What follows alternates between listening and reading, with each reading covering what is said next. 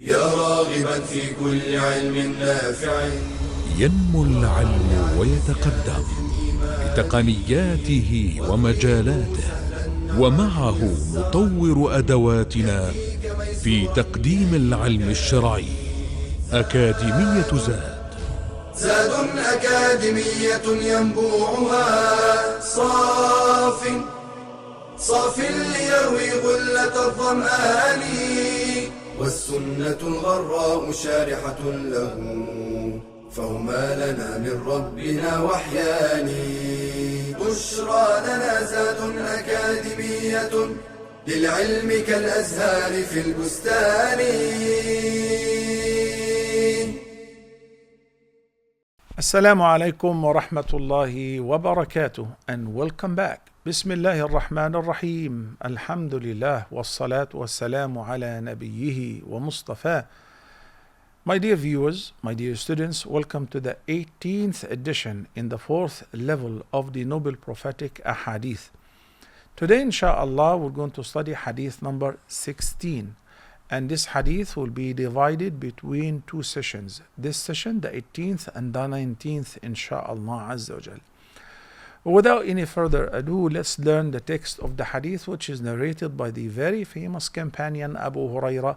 May Allah be pleased with him, who narrated that the Messenger of Allah, may Allah's peace and blessings be upon him, said, Inna Allah طيب لا يقبل إلا طيبا. Indeed, Allah is good and He doesn't accept anything but what is good. Then he added, the Prophet sallallahu alaihi wasallam, Allah has enjoined upon the believers similar to what He enjoined upon the messengers. What did He enjoin upon the messengers? Read in Surah Al-Mu'minun, chapter number 23. Verse number 21, Allah the Almighty says, يا أيها الرسل كلوا من الطيبات واعملوا صالحا إني بما تعملون عليم.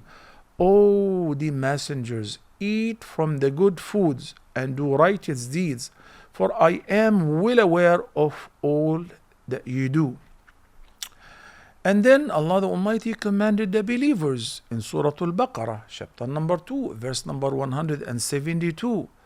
يا أيها الناس يا أيها الذين آمنوا كلوا من طيبات ما رزقناكم. O who you believed, eat from the good things which we have provided for you. Then he mentioned a man who travels a great deal, and he is disheveled. His hair is disheveled, and he is dusty, he is covered with dust, who raises his hands to the heavens and says, O Lord, Ya Rab, Ya Rab, while his food is from haram, his drink is from haram, unlawful means, and his clothes are bought from unlawful earning, haram, and he has been nourished with haram. So how can he receive a response? How does he expect his supplication to be answered? This hadith is a very famous hadith, and it is collected by Imam Muslim, so it's a sound hadith. One thing at a time, we need to learn in this session, inshallah, the meaning of every segment of the hadith along with the overall meaning of the hadith. And then, inshallah, next session will come to learn about the lessons learned and benefited from the hadith. Allah is good. Goodness all belongs to Allah subhanahu wa ta'ala.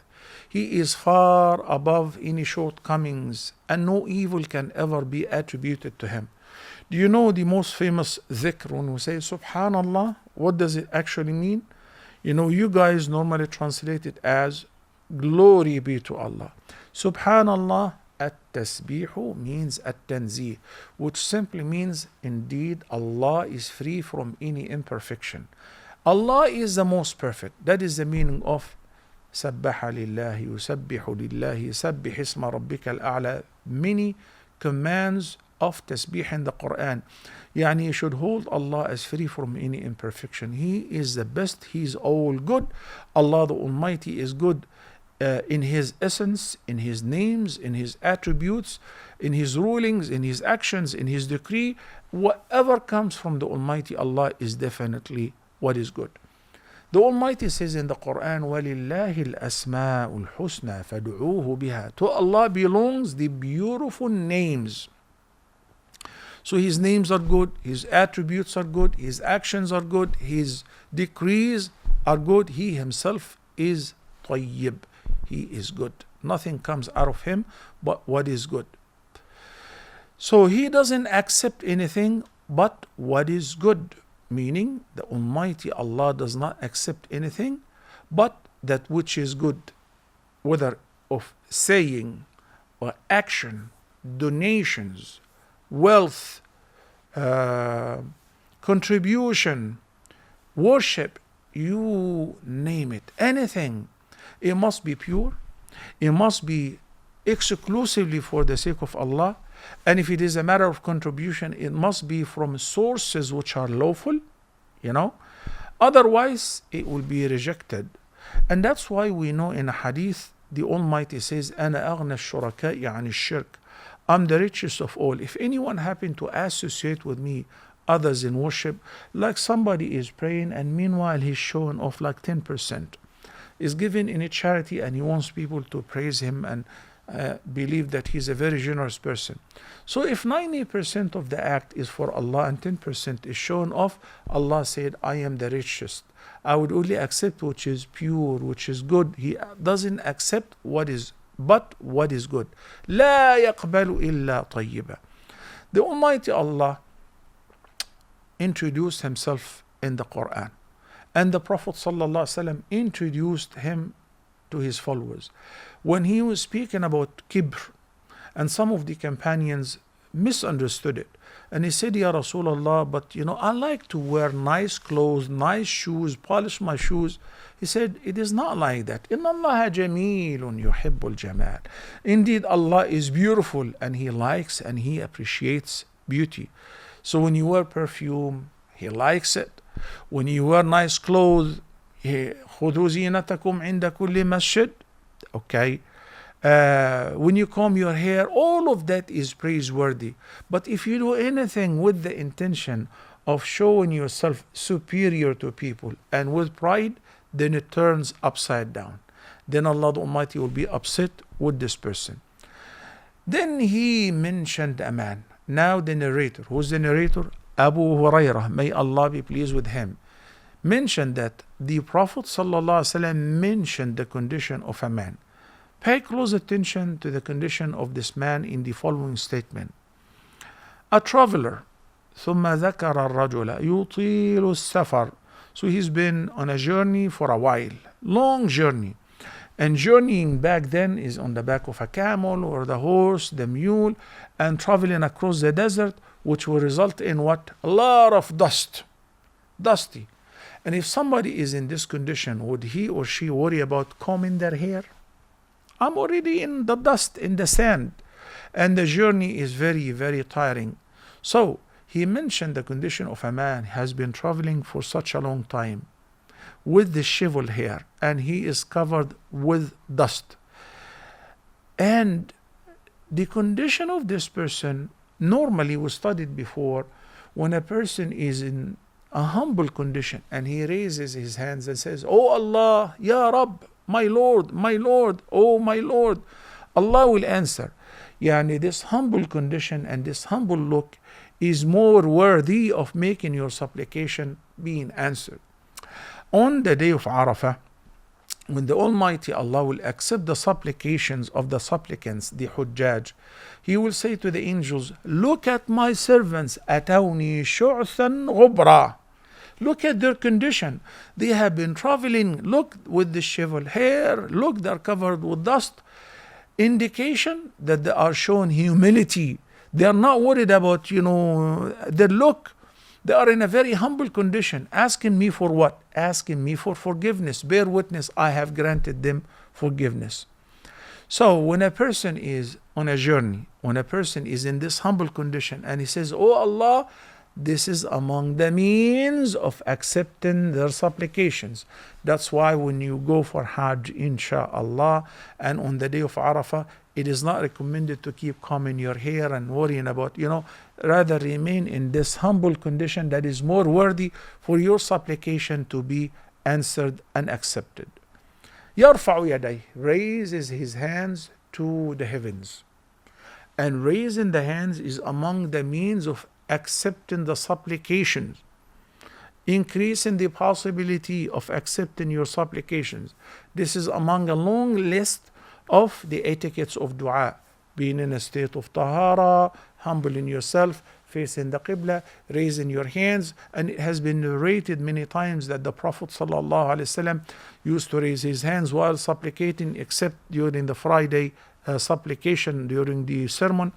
Or he would raise his hands all the way to the extent that the whiteness of his underarm will appear. So raising the hands, generally speaking, is a sunnah during making dua, and it enhances the possibility and the chances of accepting your supplication. And he's calling upon Allah, saying, Ya Rab, Ya Rab, calling upon the sublime Lord. And he's calling by the name of the title of Allah, the Lord, the Rabb, the Murabbi, the one who feeds, the one who provides, the one who creates, the one who sustains for. He's the sustainer. So he is appealing to Allah by the word Lord, as I'm in need for your help, I'm in need for your sustenance, I'm in need for your mercy, I'm in need for your support to deliver me out of the hardship. But unfortunately, after fulfilling all the means of accepting the dua, something really important was ignored. What is it? His food is from haram. The word haram means forbidden.